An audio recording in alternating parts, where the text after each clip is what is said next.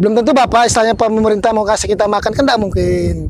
Makanya kita sebagai nelayan kecil, rakyat kecil, hanya Bapak saya minta bantuan, sama siapa lagi kami minta bantuan Pak, kalau bukan sama Bapak pemerintah. Ya, saya bersama teman-teman langsung melihat muara air kantungnya. Jadi begini suasananya teman-teman. Nah, lihat ini adalah alur ya, alur pelayarannya. Itu dia tempat berlabuh ya, muara air kantung. Di sebelah kiri sana itu nanti akan dilihat ada pelabuhan perikanan Nusantara.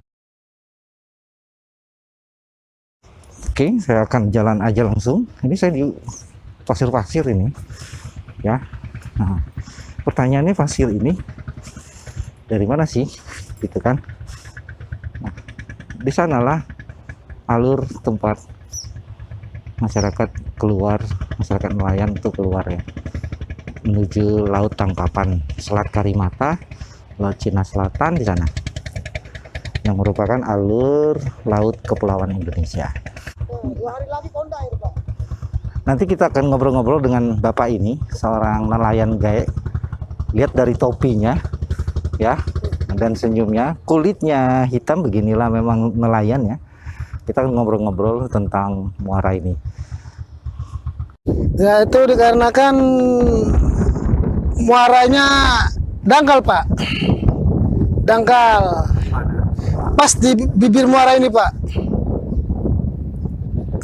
Itu kadang-kadang kalau kita paksa pun kadang-kadang yang jadi masalah mesin Pak. Kadang-kadang mesin kita rusak. Dikarenakan apa? Yang mana? Gundukan pasir ini Pak, dua nih. Dikarenakan apa? Di saat istilahnya arus turun maupun naik, otomatis kan gundukan pasir itu turun Pak. Otomatis turun. Kena lawan arus perahu yang mau masuk keluar kan, tendang dia turun. Ditambah lagi tendangan kipas, nambah puli turun. Pasir ini tadinya kan muara, pasir-pasir tadi kan nggak ada sampai di sini, sampai di pinggir ini, karena dikeruk terus diambil dari sini pun turun, ditambah dari laut masuk, ya itu jadi dia bertambah terus menumpuk. Yang ada di sini saya perhatikan ya, ibarat kata kasarnya dia kerja kosong Pak. Kenapa saya mengatakan kerja kosong? Percuma kerja, digali. Turun lagi, digali, turun lagi, digali, turun lagi, sampai kiamat pun begini Pak. Kalau itu tidak digali, nelayan nggak bisa masuk. Kalau misalnya digali, ya yang di atas tetap turun. Iya, harus digali lagi. Turun lagi.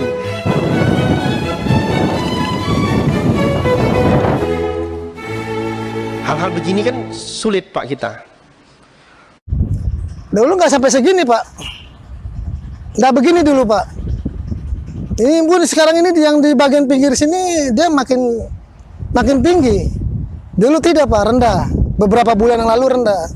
Tapi sekarang ini saya perhatikan makin tinggi Pak. Kami aja terkejut Pak. Mana kami pulang laut sampai kami paksa-paksa masuk. Gerang, kami berapa kapal semalam? Dua hari yang lalu kami pulang dari laut. Air besar itu Pak. Kami masuk, kami tapi tetap kandas. Tapi kami tetap paksa sampai ada kawan kami yang dari darat. Dia mandu, dia turun ke air nyebur. Di air di muara itu nyebur, dia ngasih jalan. Tapi tetap kami masih kandas. Kalau melihat dari Google Earth ya, teman-teman bisa lihat di Google Earth, ini adalah gambar tahun 2011. Jadi di gambar di tahun 2011 itu begini lebarnya ya. Lalu pada tahun 2017, 2015 ya seperti ini gitu. Dan sekarang di tahun 2018 gambarnya seperti ini.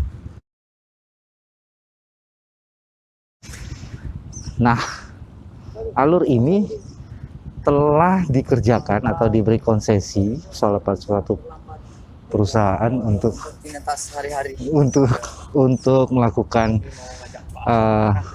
normalisasi.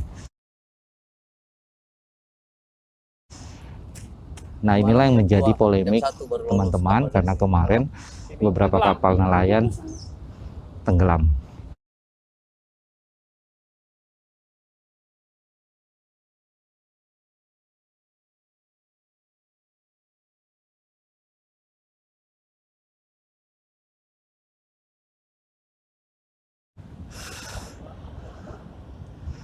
Nah, kalau menurut teman-teman ini sudah berapa? Kalau menurut penglihatan saya ini sudah di atas 20 meter ketinggiannya.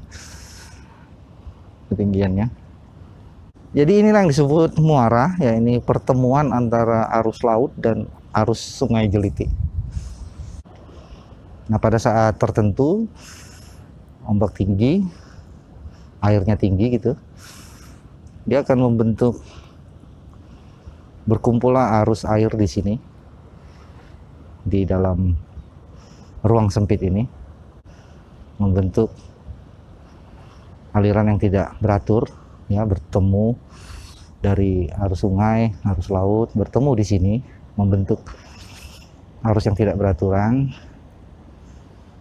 Diduga hal ini lah yang menjadi penyebab beberapa kapal nelayan terombang-ambing di sini. Karena menurut pengemudi, dia tidak bisa bermanuver apapun ketika berada di sini pada waktu-waktu tertentu. Sementara ia harus segera mendarat karena bahan bakar sudah mulai habis misalnya kan. Ya kalau untuk kerugian sudah pasti ada Pak, sudah pasti ada. Otomatis satu, kita kan menambah yang namanya rangsum. Ya kan, satu misalnya es, rokok, makanan, ya sudah pasti Pak. Karena setiap kita mau berangkat kan sudah kita pakai tuh rangsum Pak. Akhirnya terjadi nggak jadi berangkat kan otomatis menunggu berhari-hari itu Pak. Lalu kita di kapal kan otomatis makan. Nggak mungkin kita diam aja Pak, lapar Pak. Nah, belum tentu Bapak istilahnya pemerintah mau kasih kita makan kan nggak mungkin. Makanya kita sebagai nelayan kecil, rakyat kecil, hanya Bapak saya minta bantuan, sama siapa lagi kami minta bantuan Pak kalau bukan sama Bapak pemerintah. Nah, kalau saya pulang dari laut, tiba-tiba kita ini tidak bisa masuk, kita nunggu air berlabuh, ternyata masih nggak bisa, terpaksa kami kan lari ke pangkal.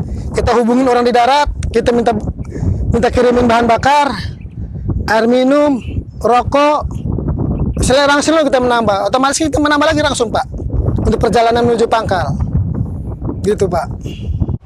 Oke, demikian tadi hasil liputan kita ya, langsung dari Muara Air Kantung. Jadi kita sudah dengar tadi aspirasi dari masyarakat nelayan, dan saya juga sudah mengajak teman-teman untuk melihat langsung ya bagaimana tumpukan dua pasir ini ya.